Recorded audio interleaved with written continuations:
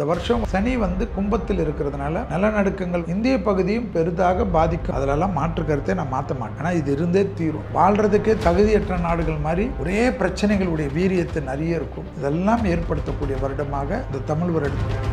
பாரம்பரியமான சுவையான புது அறிமுகம் KTV true value ground oil. SRM Tamil பேராயத்தின் மாபெரும் பேச்சு போட்டி சொல் தமிழ் ஆசோல் பிரம்மாண்ட இறுதிச் சுற்று ஏப்ரல் 7 எஸ்ஆர்எம் பல்கலைக்கழகம் Kattankulathur. MCR Pure Cotton Club formals and casual shirts. Hi எல்லாருக்கும் வணக்கம். நான் தான் மணிமேகலை பேசுறேன். கலாட்டா பிங்க் தமிழ்நாடு #1 விமன் சேனல் வர ஏப்ரல் 6 அன்னைக்கு ஒரு சூப்பரான ரொம்ப புதுமையான ஒரு ஈவென்ட் பண்ண போறாங்க. கலைவாணர் அரங்கம்ல கலாட்டா பிங்க் கோல்டன் குயின் அவார்ட்ஸ் அப்படின்னு சொல்லிட்டு ஒரு சூப்பரான அவார்ட் ஃபங்க்ஷன் நடக்க போகுது. பெண்களால் பெண்களை கொண்டாடும் ஒரு நிகழ்வு அப்படின்னு சொல்லலாம். ஸோ அது ரொம்ப சூப்பரான ஒரு விஷயம் என்ன அப்படின்னு பாத்தீங்கன்னா, டிஜேல இருந்து பவுன்சர்ல இருந்து டிஓபில இருந்து கோஆர்டினேட் பண்றவங்கல இருந்து எல்லாமே விமனே எடுத்து முன்னாடி இருந்து இதை செய்ய போறாங்க. ரொம்ப எக்ஸைட்டடா இருக்கு. லைக் ஃபர்ஸ்ட் டைம் எவர் இந்த மாதிரி ஒரு விஷயம் நடக்குது அப்படிங்கும்போது அண்ட் அதுல நானும் கலந்துட்டேன் அப்படிங்கிறது எனக்கு ரொம்ப சந்தோஷமா இருக்கு. ஸோ கண்டிப்பா ஏப்ரல் 6 கலைவாணர் அரங்கம் கண்டிப்பா எல்லாரும் வந்துருங்க. நானும் அங்க வரேன். எல்லாரும் மீட் பண்ணலாம். தமிழ் புத்தாண்டுக்குள்ள என்ற அவருக்கு பேர் தான் விஸ்வாவசு. இது 39. இதுக்கு அடுத்தது 40வது வருடம் தான் பிரபவன். இதை வச்சு தான் நம்ம இந்த பலன்களை கொண்டு வரும், அதனுடைய வெண்பாக்கள் கொண்டு வரும். பூமியில் சலசலப்பு கண்டிப்பாக இருக்கும். ஏனென்றால் குரு வீட்டில் சனி இருக்கிறது. பெரும் தலைவர்கள் கொல்லப்படுறது இருக்கும். போர் மூலங்கள் கண்டிப்பாக இருக்கும். தங்க நகைகள் விலை உயர்ந்து கொண்டே இருக்கும். தலைவர்கள் தவறான முடிவால் மக்கள் கஷ்டப்படுவார்கள். வரியில் கள்ளு கடைகள் திறக்கப்படும். இந்த தேர்தலுக்குள்ளாக எல்லா தலைவர்களும் அதற்கு உத்தரவாதம் கொடுப்பார்கள். மதம் மோதல்கள், இன மோதல்கள், கயவர்கள் கையில் நிறைய டெக்னாலஜி வரும். வளர்ந்த நாடுகள் என்று சொல்லக்கூடிய லண்டன், அமெரிக்கா எல்லாம் வாழ்றதுக்கே தகுதியற்ற நாடுகள் மாதிரி ஒரே பிரச்சனைகளுடைய வீரியத்தை நிறைய இருக்கும். இதெல்லாம் ஏற்படுத்தக்கூடிய வருடமாக இந்த தமிழ் வருடம். தமிழ் ஆண்டுல என்னெல்லாம் நடக்க வாய்ப்பு சார்? இயற்கை பேரிடர்கள் தாறுமாறா இருக்கும். பூமி பழக்கும், மழை சரிவுகள் இருக்கும். வெள்ளம் கடல் மூலியமாக பிரச்சனையாகும், வானத்தின் மூலியமாக பிரச்சனை. அதே போல் சூறாவளி காற்றுகள்லாம் மேலை நாடுகளை சின்னாபின்னப்படுத்தும். காடுகள் எரியிறது போல கெமிக்கல் எரியுது. இந்த வருஷம் சனி கும்பத்தில் இருக்கிறதுனால நிலநடுக்கங்கள் மியான்மரில் வந்தது போல அதனுடைய தொடர்ச்சியாக எல்லா இடத்துலையும் இருக்கும். இந்திய பகுதியும் பெரிதாக பாதிக்கும். அதிலெல்லாம் மாற்று கருத்தை நான் மாற்ற மாட்டேன். இது இருந்தே தீரும்.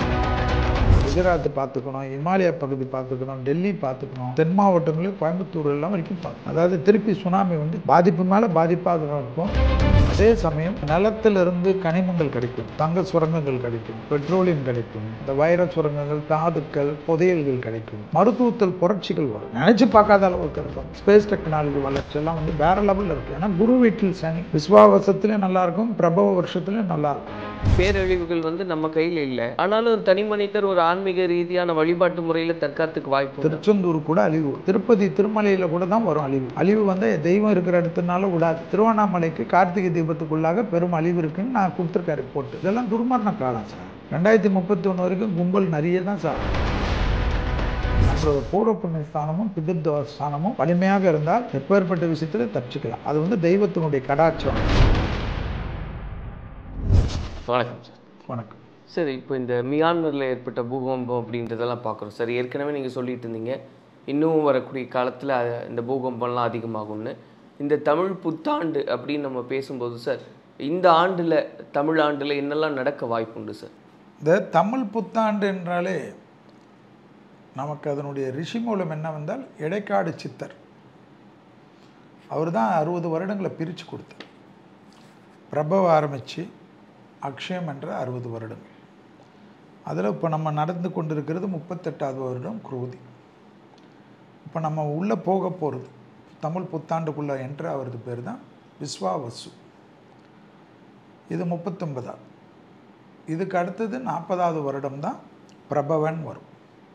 ஸோ இப்போ நம்ம உள்ளே போகிறது இந்த வருடம் 14/4/2025 நமக்கு வரக்கூடிய தமிழ் புத்தாண்டு என்பது விஸ்வாவசு. இதற்கெல்லாம் தீர்மானித்து கொடுத்த இந்த 60 வருடங்கள் இடைக்கால சித்தர். இடைக்காடர் சித்தர் தான் ரொம்ப முக்கியம். அதுதான் அவருடைய வரலாறு. ஏதோ தமிழ் வருட பிறப்புன்னா என்னன்னு நினச்சிக்கக்கூடாது. ஸோ இதை வச்சு தான் நம்ம இந்த பலன்களை கொண்டு வரும், அதனுடைய வெண்பாக்கள் கொண்டு வரும். அந்த வெண்பாக்களுக்கு என்ன அர்த்தம் என்பது இந்த வருடத்துக்கு இருக்கிறது. இந்த வருடத்திலே ரொம்ப நல்லது பார்த்திங்கன்னா விவசாயத்தில் புரட்சி இதெல்லாம் ஏற்படும். விவசாயத்தில் பெரிய புரட்சி ஏற்படும். அதே போல் இயற்கை பேரிடர்கள் தாறுமாறாக இருக்கும். அந்த தாறுமாறாக இருக்கிறதுல நீங்கள் நினைக்காத அளவுக்கு இருக்கும். பெரும் தலைவர்கள் கொல்லப்படுறதற்கும், பதவிகள் பிரச்சனையாகும். அதே போல் போர் மூலங்கள் கண்டிப்பாக இருக்கும். தங்க நகைகள் விலை உயர்ந்து கொண்டே இருக்கும். அதேபோல் தங்க சுரங்கங்கள் உலகத்தில் கண்டுபிடிக்கப்படும். அது இந்தியாவிலும் இருக்கும். அதேபோல் கனிமங்கள், பெட்ரோலியம், நிலத்துக்கடியில் இருக்கக்கூடிய கனிமங்கள் எல்லாம் அதிக அளவுக்கு உலகத்தில் வெளியில் வரும். அதில் இந்தியாவில் அந்த கனிமங்கள்லாம் கூட நிறைய லெவலுக்கு கண்டுபிடிக்கிறதெல்லாம் கண்டிப்பாக இருக்கும். பலவிதமான மருந்துகள் பெரிய பெரிய நோய்களுக்கு நான் ஏற்கனவே சொல்லியிருக்கிறேன், உங்களதெல்லாம் சொல்லிக்கொண்டு தான் வரேன். அந்த நோய்களுக்கெல்லாம் இந்த ஆக்சிடெண்ட்டை தவிர மற்ற விஷயத்துக்கெல்லாம் மருந்துகள், எல்லா விதமான இன்ஜுரிஸ்க்கெல்லாம் சீக்கிரம் ரெக்கவர் ஆகக்கூடிய அளவுக்கெல்லாம் மருத்துவ புரட்சிகள்லாம் இந்த நடக்கக்கூடிய விஸ்வாவசு வரக்கூடிய புத்தாண்டில் கிடைக்கும்.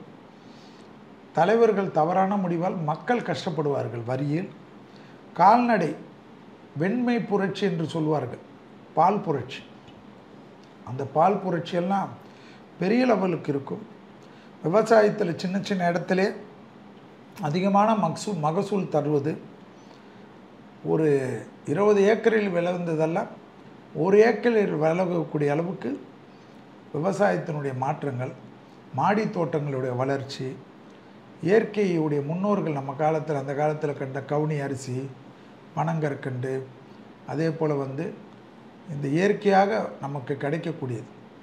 அதாவது சாராயத்தினால் எப்படி இருக்கிறதோ அது இல்லாமல் கல் சம்மந்தமாக பேசுகிறாங்க. அந்த கல் புரட்சி இந்தியாவில் ஏற்படும். நிறைய ஊர்களில் கல் கடைகள் திறக்கப்படும். தமிழ்நாட்டில் பார்த்தீர்கள் என்றால் இந்த தேர்தலுக்குள்ளாக அதனுடைய அமைப்பு கண்டிப்பாக எல்லா தலைவர்களும் அதற்கு உத்தரவாதம் கொடுப்பார்கள். அதுபோலெல்லாம் ஏன்னா விவசாயம் டெவலப் ஆகும், விவசாயிகள் மகிழ்ச்சியாக இருக்கக்கூடிய, அப்போ இதெல்லாம் வந்தே தீரும். கால்நடைகளில் பெரிய கால்நடைகள் அமைப்பு, ஆடாக இருக்கட்டும், கோழியாக இருக்கட்டும், இன்னும் அதில் எளிதாக டெவலப் ஆகக்கூடிய கால்நடைகள் எல்லாம் கிடைக்கிறது. நிறைய வளர்ப்பு பிராணிகளுடைய அமைப்பெல்லாம் எப்படி வளர்க்குறது, மற்ற விஷயங்கள் எல்லாம் அதுக்கெல்லாம் நிறைய இன்ஸ்டியூட் எல்லாம் வர்றது. கால்நடை கல்லூரிகள் நிறைய வருது, விவசாய கல்லூரிகள் நிறைய வருது. விவசாயத்தில் நிறைய பேர் ஒரு சின்ன இடமாவது ஒரு ஊர்லேயாவது வாங்கி வைக்கணும்னு வர்றது. இதெல்லாம் இந்த தமிழ் புத்தாண்டு என்ற விஸ்வாவசு என்றதுனால் கிடைக்கிறது, கண்டிப்பாக ஏற்படும்.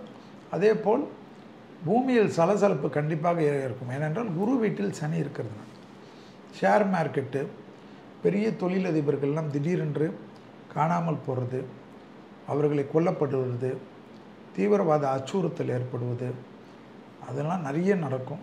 மத மோதல்கள், இன மோதல்கள் உலகம் முழுவதும் நடக்கும். அதில் இந்தியா மட்டும் இல்லை, விலைவாசியுடைய தவறுகள் இந்தியாவிலும் நடக்கும், மாநிலத்திலும் நடக்கும், மத்தியிலும் நடக்கும், உலகம் முழுவதும் நடக்கும். வளர்ந்த நாடுகள் என்று சொல்லக்கூடிய இந்தியா, லண்டன், அமெரிக்காலாம் வாழ்கிறதுக்கே தகுதியற்ற நாடுகள் மாதிரி ஒரே பிரச்சனைகளுடைய வீரியத்தை நிறைய இருக்கும். அதனால் பெரிய இந்த சட்டத்திட்டங்கள்லாம் சைனா போல் நாமளும் ஏற்றவில்லை என்று மற்ற நாடுகள் வருத்தப்படக்கூடிய சூழ்நிலைலாம் ஏற்படும். நிறைய இடத்தில் மைனாரிட்டி எந்தெந்த இடத்துல இருக்குது, அப்போ இந்துக்கள் வெளிநாட்டுகள் மாதிரி மைனாரிட்டியாக இருந்தால் அங்கே பாதிப்பாடுவதும், அதுபோல் ஒரு ஊர்களிலும் மைனாரிட்டிகள் பாதிப்பு ஏற்படுவதும், இதெல்லாம் ஏற்படுத்தக்கூடிய வருடமாக இந்த தமிழ் வருடத்தை நான் பார்க்குறேன். இதையெல்லாம் அருளிய இடைக்கால சித்தர் என்று அவருடைய கண்டுபிடிப்புகள்லாம் இன்றைக்கு வரைக்கும் எத்தனை ஆயிரம் ஆண்டுகளாக இருந்தாலும் இந்த தமிழ் வருடத்தினுடைய மகிமைகள் பார்த்தீங்கன்றால் அந்த வெண்பாக்கும் நம்மளுடைய நடைமுறைக்கும் கண்டிப்பாக ஒன்றொன்றும் கோயின்சிடென்ட் ஆவது தான் ஆச்சரியமாக இருக்கக்கூடிய விஷயம். இந்த ஆண்டில், தமிழ் ஆண்டில் என்னெல்லாம் நடக்க வாய்ப்புண்டு சார்? இல்லை அதுதான், நிலத்திலிருந்து கனிமங்கள் கிடைக்கும், தங்க சுரங்கங்கள் கிடைக்கும், பெட்ரோலியம் கிடைக்கும், அந்த வைர சுரங்கங்கள், தாதுக்கள், புதையல்கள் கிடைக்கும், இதெல்லாம் கிடைக்கும். அதே சமயம் பூமி பழக்கும், தொற்று நோய் உபத்திரங்கள் வரும், அது கண்டிப்பாக ஏற்படும். மருத்துவத்தில் புரட்சிகள் வரும், அந்த நீண்ட நாள்கள் இருந்த பிரச்சனையெல்லாம் தீரும். தலைவர்களுடைய உயிருக்கு பாதிப்பு ஏற்படும், நிலையில்லாமல் இருக்கும். இன மோதல்கள், மத மோதல்கள் எல்லா இடத்துலையும் இருக்கும். மலை சரிவுகள் இருக்கும். வெள்ளம் கடல் மூலியமாக பிரச்சனையாகவும் வானத்தின் மூலியமாக பிரச்சனை. அதே போல் சூறாவளி காற்றுகள்லாம் வந்து மேலை நாடுகளை சின்னாபின்னப்படுத்திடும். அதே போல் இந்த வந்து காடுகள் எரியிறது போல் கெமிக்கல் எரியல். இந்த வருஷம் வந்து சனி வந்து கும்பத்தில் இருக்கிறதுனால இப்போவே பார்த்துருப்பீங்க, நிலநடுக்கங்கள் வந்து மியான்மரில் வந்தது போல் அதனுடைய தொடர்ச்சியாக எல்லா இடத்துலையும் இருக்கும். இந்திய பகுதியும் பெரிதாக பாதிக்கும் என்றதை தான் நான் கணக்கு போட்டிருக்கேன். அதிலெல்லாம் மாற்று கருத்தை நான் மாற்ற மாட்டேன். ஆனால் இது இருந்தே தீரும். குஜராத் பார்த்துக்கணும், இமாலயா பகுதி பார்த்துக்கணும், டெல்லி பார்த்துக்கணும், தென் மாவட்டத்தை நம்மளுடைய தென் மாவட்டங்களையும் கோயம்புத்தூர் எல்லாம் வரைக்கும் பார்க்கணும். அதாவது திருப்பி சுனாமி வந்து சென்னைக்கு எதுவும் வராமல் இருக்கிறது தான் நம்ம முதலே ப்ரிப்பரேஷன் பண்ணுறது. எல்லாமே ஏற்கனவே அடிப்பட்டு எவ்வளவு. அதில் ஸ்ரீலங்காலாம் நிறைய மாட்டும், இயற்கை சேதங்களில் மாட்டும். அதே போல் வந்து தீவிரவாத பிரச்சனைகள் இதெல்லாம் கொஞ்சம் கடுமையாக இருக்கக்கூடியது தான். அதாவது நல்லது நிறைய நடக்கும். புதையல்கள் கிடைப்பது, கனிமங்கள் கிடைப்பது, அதே போல் விவசாயத்தில் புரட்சிகள் ஏற்படுவது, மருத்துவத்தில் புரட்சிகள் ஏற்படுவது, ஆட்டோமேஷனில் பெரிய புரட்சிகள் ஏற்படுவது, இது ஏஐ டெக்னாலஜியில் உடைய வளர்ச்சியெல்லாம் நீங்கள் நினச்சி பார்க்காத அளவுக்கு இருக்கும். ஸ்பேஸ் டெக்னாலஜி வளர்ச்சியெல்லாம் வந்து வேறு லெவலில் இருக்கும். ஏன்னா குரு வீட்டில் சனி 2.5 ஆண்டுகள் இருக்கக்கூடாது. விஸ்வாவசத்துலேயும் நல்லாயிருக்கும், பிரபவ வருஷத்துலேயும் நல்லாயிருக்கும். ஆனால் அதே சமயம் இயற்கை சேதங்கள், நெருப்பில் எறிவது, தலைவர்கள் தவறு பண்ணுவது, வரி விதிப்பு அதிகமாகிறது, இதெல்லாம் நீங்கள் ஒன்றுமே பண்ண முடியாது. இதெல்லாம் வந்து பாதிப்பு மேலே பாதிப்பாக அதில் இருக்கும். பிரபலமாக அதாவது ஆட்சியாளர்களில் வந்து இவங்க போயிடும் ஆட்சி அப்படின்னு நம்ம நினைப்போம். அதெல்லாம் இல்லாமல் அவங்களுக்கு திருப்பி வர்றதெல்லாம் கூட நடக்கும். ஸோ அதெல்லாம் கனவு, அதெல்லாம் நம்ம ஜாக்கிரதையாக பார்த்துக்கணும். எதிரிகள் நம்ம ஈஸியாக ஜெயிப்போம், நம்ம அசால்ட்டாக இருக்குது, மக்கள் வெறுப்பு எல்லாமே மாறும். ஸோ இப்படி நினச்சி எதிர்பார்க்காத முடிவுகளை கொடுப்பது தான் விஸ்வாவசம் என்றதை நான் ஆராய்ச்சியில் பார்த்துருக்கேன். இப்போ சொல்லும்போது சார் ஏஐ டெக்னாலஜி எல்லாம் நல்லாவே பூம் ஆகும் அப்படின்னா ஒரு பக்கம் அதனால வந்து பேராபத்து வருது அப்படின்றதெல்லாம் பேசுறாங்க. அதுதானே சார் தீரும். டீப் ஃபேக் அப்படின்னு எல்லாமே வரும். அது ஆட்டி படைக்கிற அளவுக்கு இருக்குமா சார்? இருக்கும். நிறைய பயமுறுத்தும். பயந்து வாழ வேண்டியதாக இருக்கும். டெக்னாலஜிக்கே பயம். டெக்னாலஜிக்கு பயப்பட வேண்டியது எல்லா லெவல்லையும் இருக்கும். என்ன சட்டத்திட்டங்கள் போடுறதுன்னே தெரியாது. ஏன்னா தீவிரவாத அந்த கயவர்கள் கையில் நிறைய டெக்னாலஜி வரும். அவங்க தான் ரொம்ப பெரிய ஆளுங்களாக இருப்பாங்க. சின்ன வயசில் இருக்கவங்களாம் நிறைய சம்பாதிப்பாங்க. பெண்கள் நிறைய புரட்சி ஏற்படும். பெண்கள்லாம் பெரிய என்டர்பிரினர் ஆகிடுவாங்க. 100 கோடி 200 கோடி எல்லாம் வந்து தமிழ்நாட்டில் வந்து அதுபோல் நிறைய சின்ன வயசுலேயே சம்பாதிக்கிற பசங்கள்லாம் பார்த்திங்கன்னா 1000 கணக்கில் இருப்பாங்க. அதெல்லாம் நீங்கள் வந்து வேறு லெவலில் இருக்கும். சவுத் இந்தியா வந்து வேறு லெவலில் போயிடும். இதே போல் காம்படிஷன் பெரிய லெவல். சவுத் இந்தியாவிலேருந்து தொழிலதிபர்கள்லாம் உலக லெவலில் டஃப் கொடுக்குற அளவுக்குலாம் வருவாங்க. ஏன்னா அவங்களுடைய கண்டுபிடிப்புக்கு. சார் ஒரு பக்கம் வந்து போர் நடக்கும், நிறைய பூகம்பம் உருவாகும், இந்த மாதிரி நிறைய சிக்கல்கள். உலகம் இதெல்லாம் பார்த்து கொண்டு தான் சார் வரும். அதுதான் சார். ஒரு பக்கம் அழிஞ்சு தானே போயிருக்கோம். நம்ம பார்த்துருக்கோம். மகாபலிபுரம் அழிஞ்சு தானே வந்திருக்கு. வந்துட்டு திருப்பி வரலையா? எல்லா அழிவுகளும் இருக்கும். ஆனால் உலகம் ஓடிக்கினே இருக்கும். ஒரு பக்கம் அழிவு நடந்துக்கினே இருக்கும், ஒரு பக்கம் உற்பத்தி வந்துக்கினே இருக்கும். இல்லை எது எந்த அளவுக்கு பேலன்ஸ்டாக இருக்கும்? பேலன்ஸோடு எனக்கு கொஞ்சம் அழிவுகள் அதிகமாக இருக்குது. ஆக்கப்பூர்வமானதை விட அழிவு தான் அதிகம். ஆக்கப்பூர்வம் வந்து வரக்கூடிய ஜென்ரேஷனுக்கு நல்லாயிருக்கும். ஆனால் இந்த தடவை கொஞ்சம் எல்லாமே பார்த்துக்கணும். பெரிய லெவலுக்கு பணம் வீக்கங்கள், பணமே இல்லாத ஆகிறது, பெரிய கஷ்டப்படுறதெல்லாம் இருக்கும். இப்போ மருத்துவத்தில் வந்து புரட்சி ஏற்படும். அதே சமயத்தில் முன்னாடி பார்த்துருந்த அந்த கொரோனா மாதிரியான வியாதிகளும் வரக்கான வாய்ப்புகள். மனுஷன் தான் சார் கிளப்பி விடுவான். இனிமேல் அந்த காலத்துலேருந்து பிளேக் நோயிலேருந்து எல்லாமே இருந்தது. மனிதன் தன்னுடைய ரிசர்ச் மூலிமா இதை விட்டு பார்த்தா எப்படி இருக்கும்னு விடுறது. மருந்து கம்பெனிகளுடைய கொண்டாட்டம், பெரிய பெரிய தொழிலதிபர்களாக இருந்து பெரிய லெவலில் தொழிலதிபர்கள் பேரோட புகழோடு இருக்கிறவங்கெல்லாம் அவங்க முகமூடிங்களே வேறு அண்டர் கிரவுண்ட்லலாம் இருக்கும். அதெல்லாம் கண்டுபிடிப்பாங்க. அதெல்லாம் மக்கள் முன்னாடி நிறைய பேர் முகமூடிகள் கிழிக்கப்படும். தொழிலதிபர்கள், இண்டஸ்ட்ரியலிஸ்ட்டு, இவங்க அவங்க மாதிரி ஒரு புனிதமானவங்க கிடையாது. இவங்க மாதிரி ஒரு தர்மம் கொடுத்தவங்களாம் பார்த்திங்கன்னா அவன் வேறு வேலை பண்ணிகிட்டு இருப்பான். அவன் வந்து மக்களுக்கு உயிருக்கு ஆபத்தை கொடுத்துட்டு இருப்பான். அதெல்லாம் கண்டுபிடிப்பாங்க. அதெல்லாம் தெரிய வரும். இந்த வாட்டி எல்லாமே வரும். அதாவது நிறைய கெட்டது நடத்துகிறவர்களுடைய முகத்திரையும் கிழியும். அதையும் நீங்கள் பார்ப்பீங்க. இப்போது ட்ரம்ப் அவர்கள் அமெரிக்காவில் ஆட்சிக்கு வந்துட்டா சுமூகமாக்குவேன் அப்படின்ற பரப்புரையெல்லாம் நடந்தது. ஆனால் இப்போ இருக்கிற சூழ்நிலை பார்க்கும்போது மீண்டும் போர் வரும் அப்படிலாம். நாட்டுக்கு டெவலப் பண்ணுறது தான் சார் பார்ப்பாங்க. உங்களுக்கு எதுக்கு சார்? இல்லை அந்த விளைவு வந்து 3ஆம் உலகப் போரெல்லாம் தோற்றுவிக்கிறதுக்கான 3ஆம் உலகப் போரோ இல்லையா சார்? நிம்மதி இல்லாத இருக்கும். அணுகுண்டு போகிறதுக்கெல்லாம் இந்த 2.5 ஆண்டு காலத்தில் இருக்குது. இந்த விஸ்வாவசில் நான் நம்பலை. அடுத்தது பிரபவுக்குள்ளே ஏதாவது பண்ணுறதுக்கு சான்ஸ் உண்டு. என்னை பொறுத்தவரைக்கும் நான் ரிசர்ச் பண்ணது 2031 வரைக்குமே உலகம் ஸ்டெடியாக இருக்காதுன்னு தான் நான் எல்லாத்துலேயும் சொல்லியிருக்கேன். உங்கள் கலாட்டாலேயும் ஏற்கனவே சொல்லியிருக்கேன். நீங்கள் நிறைய பார்த்தீங்கன்னா கலாட்டாவில் கொடுத்த இன்டர்வியூவில் எவ்வளோ இருக்கும், நம்ம சொல்லியும் தான் இருக்குது. அதே போல் மலை சரிவுகள் ஏற்படுவது, இந்தியாவில் கண்டிப்பாக சேதங்கள் ஏற்படுவது, கடலால் சேரப்படுவது, நிலநடுக்கத்தால் நெருப்பால் சேதம் ஏற்படுவது, அதே போல் தீவிரவாதத்தினுடைய தாக்குதல் திருப்பி வராமல் மத மோதல்கள் வரக்கூடாது. உலகத்தில் ஏதோ நம்ம ஊர் மட்டும் பார்த்துக்கூடாது, லண்டனில் கூட வரும், எல்லா இடத்துலையும் வரும். மதம் சார்ந்த மோதல்களும் வரக்கு வாய்ப்பு உண்டு உலகளவில். இப்போ இந்த தமிழ்நாட்டுக்கு மட்டும் சார் நீர், நிலம், நெருப்பு இதில் அதிகபட்ச ஆபத்து எதனால் இருக்குது சார்? நீரால் வரும், காற்றால் வரும். ஆமாம், நீராலையும் காற்றாலையும். நில அதிர்வு, நிலப்பிழவு இதெல்லாம் வரும் சார். அது வந்துட்டு போயிடும். ஆனால் அது இல்லை மற்ற ஊருங்களில் பாதிக்கும், நம்ம இதில் வந்து எட்டி பார்க்கும். இப்போ இந்த மாதிரியான பாதிப்பு பெருசாக இருக்கக்கூடாதுன்றது நான் வேண்டேன். அது வந்து கேரளாவுக்கும் நமக்கு இருக்கிறது, பெங்களூருக்கும் நமக்கு இருக்கிற மாதிரி அந்த மாதிரி எட்ஜில் வர்றது, ஆந்திராவுக்கும் நமக்கு இருக்கிற எட்ஜுங்களில் வர்றது. சரி, இப்போ இந்த மாதிரியான பேரழிவுகள் வந்து நம்ம கையில் இல்லை, ஆனாலும் தனி மனிதர் ஒரு ஆன்மீக ரீதியான வழிபாட்டு முறையில் தற்காத்துக்கு வாய்ப்பு இல்லைங்க. எல்லாமே இங்கே வரும், எல்லாமே எல்லா ஊர்லேயும் வரும். திருச்செந்தூர் கூட அழிவு வரும். அதாவது எல்லாமே தெய்வத்தினுடைய கோபதாபம்ன்றது தான் உலகத்தினுடைய விதி. எல்லாமே கல்கி காலத்தில் நம்ம வாழ்கிறோம்.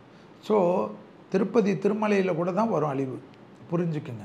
அழிவு வந்து தெய்வம் இருக்கிற இடத்துனால விடாது.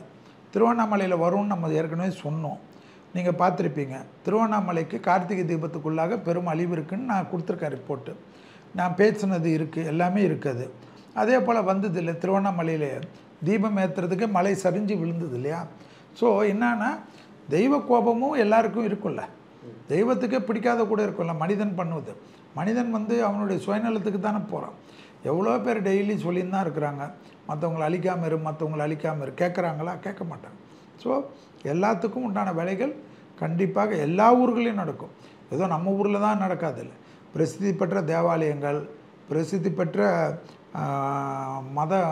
மதத்தினுடைய தெய்வ வழிபாடு ஸ்தலங்களில் ஜாக்கிரதையாக தான் இருக்கும். நிறைய பேர் வந்து நம்ம தான் இயற்கையை அழிக்கிறோம், கெடுக்கிறோம், எல்லா வேலையும் பார்க்குறோம், அதனால் நடக்குது. ஒரு சிலர் வந்து அவங்க உண்டுன்னு வாழ்க்கையை வாழ்கிறாங்க, அவங்களும் அதில் தப்ப முடியாது. துர்மரணம் வந்தால் எல்லோரும் சேர்ந்து தான் சார் போகணும். துர்மரணம்னு ஒரு நாட்டுக்கோ ஒரு இதுக்கோ இதெல்லாம் துர்மரண காலம் சார்.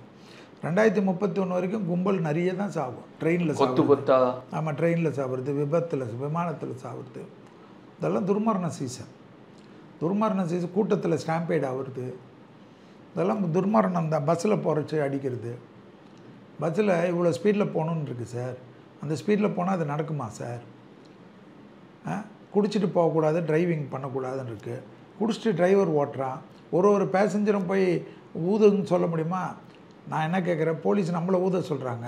ஹைவேஸில் போகிற லாரிக்காரனையோ பஸ்ஸுக்காரங்களையோ அங்கே தானே சார் தடுத்து நிறுத்தணும். நம்ம சின்ன சிட்டிக்குள்ளே ஓடுறவங்கள ஓட்டி அவங்க என்ன பண்ண முடியும்? இடித்தா கூட பெருசு கிடையாது. ஆனால் அந்த ஹைவேஸில் தானே நீங்கள் பார்க்குறீங்க, எந்த ஒரு ஆக்சிடெண்ட்டாவது விதிப்படி கரெக்டாக மெயின்டைன் பண்ணி ஓட்டினாங்கன்னா நடக்குதா? சின்ன பசங்க சரக்கு அடிச்சுட்டு போயிட்டு தானே சும்மா போகிறவங்களை இடிச்சுட்டு போகிறாங்க. ஸோ இதெல்லாம் வந்து மனிதன் செய்யக்கூடிய தவறு தானே சார் இவ்வளோ பெரிய விபத்து, அதெல்லாம் அதிகமாக இருக்குன்றது தான் என்னுடைய. அதுதான் கேட்குறேன் சார். இப்போ நான் ஒருத்த வந்து தனி மனித வழிபாட்டுனால என்னை தற்காத்துக்க முடியுமா முடியாது? ஏன்னா கலிகாலம் ஆயிடுச்சு. நம்மளோட பூர்வ புண்ணிய ஸ்தானமும் பிதிர்துவ ஸ்தானமும் வலிமையாக இருந்தால் எப்பேற்பட்ட விஷயத்தில் தப்பிச்சிக்கலாம். அது வந்து தெய்வத்தினுடைய கடாட்சம், தலைமுறையாக கிடைக்கக்கூடிய ஆசீர்வாதம். அதை போயிட்டு நான் வந்து ஒன்றுத்துக்கும் எல்லாத்துக்கும் கேரண்டி கொடுக்க முடியாதில்லை. தெய்வ வழிபாடு தான் நம்மளை ஏதாவது ரூபத்தில் நமக்கு விதிகள் நல்லா இருந்தால், ஆசீர்வாதம் நல்லா இருந்தால் தப்பிக்க வைக்கும். நன்றி. நன்றி. பாரம்பரியமான சுவையான புது அறிமுகம் KTV True Value Granite Oil. SRM Tamil பேராயத்தின் மாபெரும் பேச்சு போட்டி சொல் தமிழா சொல் பிரம்மாண்ட இறுதிச் சுற்று ஏப்ரல் 7 SRM பல்கலைக்கழகம் Kattankulathur. MCR Pure Cotton Club Formals and Casual Shirts. Hi எல்லாருக்கும் வணக்கம், நான் தான் மணிமேகலை பேசுறேன். கலாட்டா பிங்க் தமிழ்நாடு #1 விமன் சேனல் வர ஏப்ரல் 6 அன்னைக்கு ஒரு சூப்பரான ரொம்ப புதுமையான ஒரு ஈவென்ட் பண்ண போறாங்க. கலைவாணர் அரங்கம்ல கலாட்டா பிங்க் கோல்டன் குயின் அவார்ட்ஸ் அப்படின்னு சொல்லிட்டு ஒரு சூப்பரான அவார்ட் ஃபங்க்ஷன் நடக்க போகுது. பெண்களால் பெண்களை கொண்டாடும் ஒரு நிகழ்வு அப்படின்னு வந்து சொல்லலாம். ஸோ அது வந்து ரொம்ப சூப்பரான ஒரு விஷயம் என்ன அப்படின்னு வந்து பாத்தீங்கன்னா, டிஜேல இருந்து பவுன்சர்ல இருந்து டிஓபில இருந்து கோஆர்டினேட் பண்றவங்கல இருந்து எல்லாமே விமனே எடுத்து முன்னாடி இருந்து இதை வந்து செய்ய போறாங்க. ரொம்ப எக்ஸைட்டடா இருக்கு. லைக் ஃபர்ஸ்ட் டைம் எவர் இந்த மாதிரி ஒரு விஷயம் நடக்குது அப்படிங்கும்போது, அண்ட் அதுல நானும் கலந்துக்கிறேன் அப்படிங்கிறது எனக்கு ரொம்ப சந்தோஷமா இருக்கு. ஸோ கண்டிப்பா ஏப்ரல் 6 கலைவாணர் அரங்கம், கண்டிப்பா எல்லாரும் வந்துருங்க. நானும் அங்க வரேன், எல்லாரும் மீட் பண்ணலாம்.